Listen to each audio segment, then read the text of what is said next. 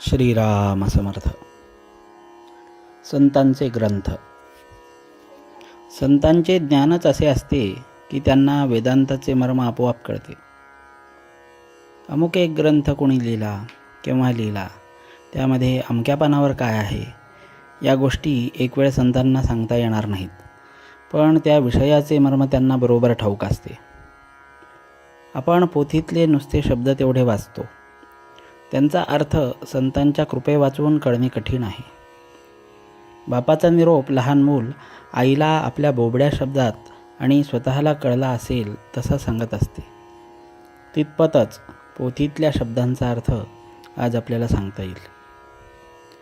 संतांनी ग्रंथ लिहिले याचे कारण ज्यांना बुद्धीने खात्री करून घ्यायची आहे त्यांनी ती करून घ्यावी आणि परमार्थ करावा. संतांच्या वचनाचा ओढून ताणून अर्थ करू नये, त्याचा सरळ अर्थ घ्यावा. ग्रंथ वाचित असताना आपली मते बाजूला ठेवावीत. एका अक्षरावर दुसरे अक्षर लिहिले तर पहिले दिसत नाही आणि समजत नाही, म्हणून शुद्ध मनाने ग्रंथ वाचावा. आपल्या वडिलांचे पत्र जर आपल्याला आले तर आपण त्यातले अक्षर अक्षर वाचतो. तसे ज्ञानेश्वरी, दासबोध हे ग्रंथ अगदी मनापासून वाचावेत.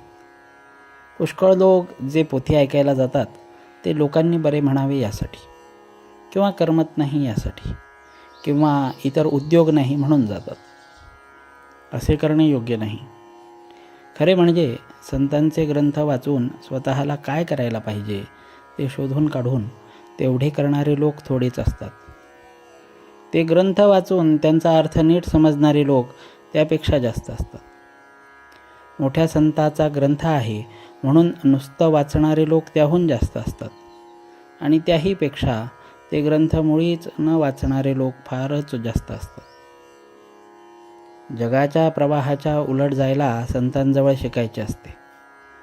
संतांना व्यवहारापुरतीच देहाची स्मृती असते. ते देहाला सावलीप्रमाणे मानतात. सावलीला दुःख झाले म्हणणे केव्हाही अयोग्यच. म्हणूनच संतांच्या मनावर सुखदुःखाचा परिणाम होत नाही.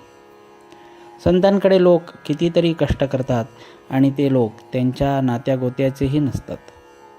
संत त्यांना काही देत नसताना ते इतके कष्ट करतात, याचे कारण संतांचा त्यांच्याविषयी असणारा खरा आपलेपणा होय.